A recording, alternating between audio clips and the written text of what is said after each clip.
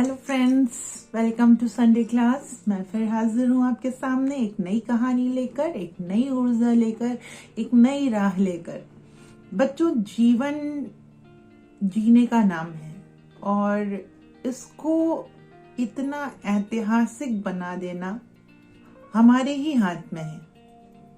इसको इस तरीके से जीना कि लोग आपको याद करें सालों साल, ये हमारे अपने हाथ में है।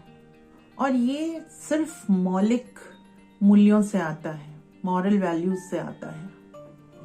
जितना ज्यादा हम मॉरल वैल्यूज को अपने जीवन में ढालेंगे, जितना ज्यादा हम उस पर चलने की कोशिश करेंगे, उतना ही ये हमें आगे बढ़ाता है। और तभी कोई इतिहास की रचना नहीं कर सकता, लेकिन हमारे जो डीड्स हैं, जो हमारे कर्म हैं, यही हमें इतिहास में याद करने पर लोगों को मजबूर करते हैं। हम कुछ ऐसा कर जाएं कि सालों साल बाद भी लोग हमें याद करें। कुछ ऐसा, कुछ अच्छा। दो ही तरीके से आदमी फेमस होता है, या तो अच्छाई करके या तो बुराई करके। तो बुराई तो हमें करनी नहीं है, क्योंकि हम नैतिक मूल्यों की बात कर रहे हैं। जहां मूल्य नहीं है वहां बुराई, जहां ये नैतिक मूल्य नहीं है वहीं बुराई। तो जब हम नैतिक मूल्यों की बात कर रहे हैं तो हमें अच्छाई से ही प्रसिद्धि प्राप्त करनी होगी। हमें इतिहास की रचना वैसे ही करनी होगी। अब ये डिपेंड करता है कि हम क्या करके फेमस होते हैं, कैसे लोगों के दिलों में जगह बनाते हैं, जो हमारे इस धरती पे ना होने पर भी हम याद किए जाएं। ऐसा क्या हम कर जाएं। तो आज की कहानी मेरी कुछ इसी पे आधारित है। एक शिष्य अपने शिक्षक से मिलने आता है 45 साल बाद, 45 years, आफ्टर 45 years।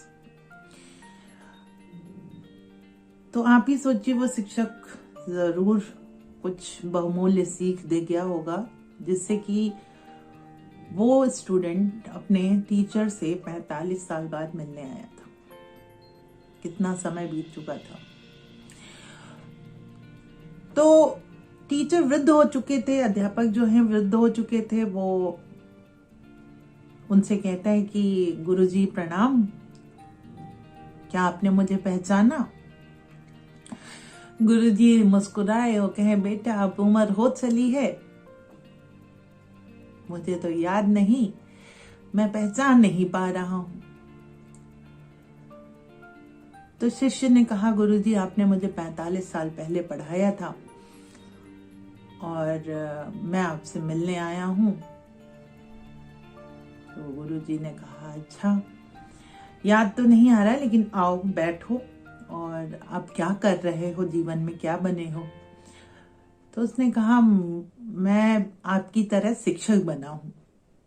तो गुरुजी ने कहा, ये तो बहुत अच्छी बात है, लेकिन शिक्षक का वेतन बहुत कम होता है, शिक्षक का जो पगार है वो बहुत कम होती है, तुमने इस व्यवसाय को क्यों चुना?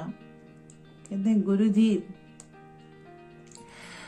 11वीं क्लास में जो घटना घटी थी, और जब आपने मेरा उसमें सहयोग किया था, जो आपने मेरे साथ किया था,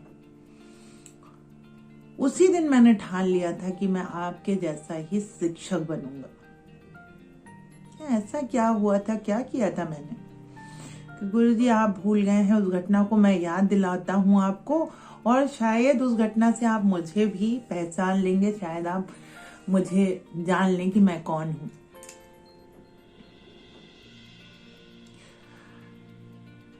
फिर वो बताने लगा कि गुरुजी 11वीं क्लास में जो है, कुछ बच्चे बहुत अमीर घर से आते थे और हम लोग गरीब घर के बच्चे थे। वो उस दिन घड़ी पहन के आ गया, जो अमीर घर का बच्चा था वो घड़ी पहन के आ गया,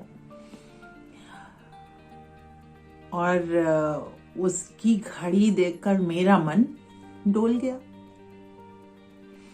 मैंने ठान लिया था कि आज इसकी घड़ी को पार लगा देना है। और जब गेम्स पीरियड हुआ तो उसने घड़ी निकालकर अपने डिब्बे में रखी, बॉक्स में रखी, और मैंने देख लिया था।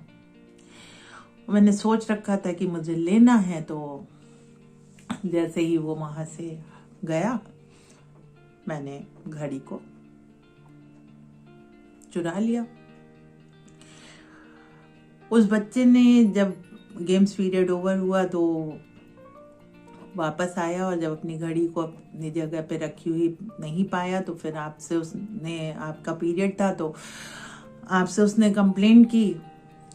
आपने सभी से क्या कह दिया कि जिसने भी इस बच्चे की घड़ी चुराई है वो इसे लौटा दे। मैं किसी को कुछ नहीं कहूंगा, मैं कोई सजा नहीं दूंगा, कोई पनिशमेंट नहीं दूंगा। लेकिन डर के मारे मेरी हिम्मत भी नहीं हो रही थी कि अब मैंने चुरा ली तो मैं कैसे वापस करूं। तो फिर आपने सभी के बैग चेक करवाए, और बैग चेक करवाने पर भी जब नहीं मिला तो आपने क्लास का दरवाजा बंद कर दिया और कहा कि तब तक कोई बच्चा नहीं जाएगा जब तक इस बच्चे की घड़ी नहीं मिल जाती, और मैं एक एक बच्चे की खुद चेकिंग करूंगा। और सबको लाइन में लगवा दिया आपने, और कहा कि सारे बच्चे अपनी आंखें बंद कर लें और मैं सबकी चेकिंग करूंगा।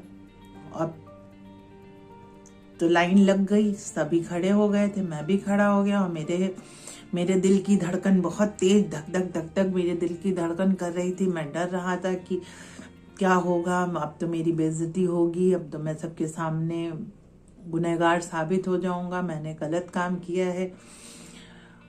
और सबकी चेकिंग आप करते आ रहे थे, आपने मेरी भी चेकिंग की, आपको घड़ी भी मिल गई, लेकिन फिर भी आपने आखिरी तक चेकिंग की किसी को बिना बताए, और उस लड़के को घड़ी वापस करते हुए कहा कि दोबारा इतनी महंगी घड़ी पहनकर स्कूल मत आना।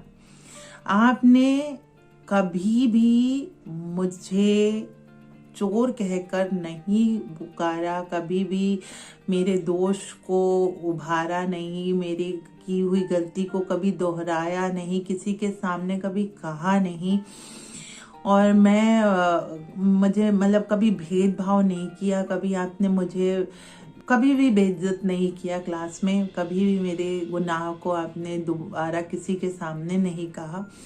उसी दिन गुरुजी मैंने ठान लिया था कि मैं आपके जैसा शिक्षक बनूंगा। क्यों गुरुजी, याद आया कुछ आपको?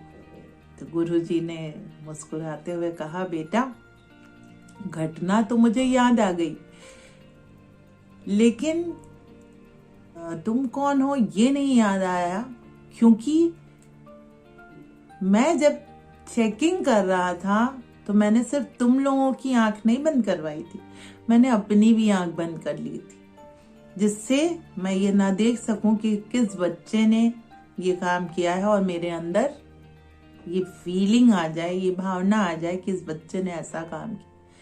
तो मैंने खुद ही नहीं देखा था कि वो कौन सा बच्चा था जिसने ये काम किया। तो वो शिष्य की आंखों से अश्रुधार बहने लगी। उसने कहा, गुरुजी मैं 45 साल बाद आपसे आशीर्वाद लेने आया था, आज आशीर्वाद के साथ साथ मैं एक लेसन और लेते जा रहा हूँ, एक अध्याय और सीखते हुए जा रहा हूँ। आप जैसा महान गुरु मैंने कहीं नहीं देखा। आप सच में महान गुरु हैं, आप बहुत बड़े शिक्षक हैं, जिसने मुझे तो एक लायक इंसान बना ही दिया, और आज मुझे आपने एक और सीख दे दी, और इस सीख को लेकर मैं जा रहा हूँ, और जीवन में इसको जैसे आपने किया ऐसे आगे अगर कभी भी कोई मौका आता है तो मैं अपने बच्चों को सिखाऊंगा, मैं अपने बच्चों के सामने उदाहरण बनूंगा। तो बच्चों, ये कहानी मैंने आपके लिए चुनी क्योंकि मुझे भी यही लगता है, एक शिक्षक होने के नाते बहुत बड़ी जिम्मेदारी होती है शिक्षक के कंधे पे कि वो अपने बच्चों में इंसानियत कूट कूट के भरे। जात धर्म भेद भाव ये नहीं, ये संस्कार न डाले। सबसे पहले उसे इंसानियत का पाठ पढ़ाए, सबसे पहले उसे एक अच्छा इंसान बनना सिखाए, ये वैल्यू सिखाए कि हम क्या हैं, हमें क्या करना चाहिए। कोई जन्म से ही चोर पैदा नहीं होता, किसी कारण से कोई गलती करता है तो उस गलती के लिए उसे इतना ना पनिशमेंट दे दिया जाए। पनिशमेंट देना ठीक है, लेकिन इतना ना पनिश कर दिया जाए कि वो सच में एक बार चोरी किया है वो सुधर सकता है, उसे हम इतना गिरा दें नजरों से कि वो हमेशा के लिए चोर बन जाए, तो वो नहीं सही है। तो इस कहानी से यही शिक्षा मिलती है कि हमें अपने उदाहरण से दूसरों को मोटिवेट करना है, हमें दूसरों की नजरों में उदाहरण बनना है। ये नहीं कि दूसरों को देखकर हम सीखें, हमको देखकर लोग सीखें, ऐसा कुछ कर जाना है।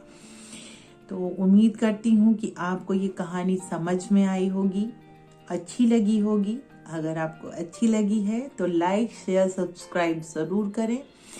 कमेंट करना आपके ही बस में है, तो आप कमेंट जरूर करें, क्योंकि आपके कमेंट्स मुझे बहुत अच्छे लगते हैं, मुझे पढ़ना बहुत अच्छा लगता है और मैं रिस्पॉन्स भी करती हूँ।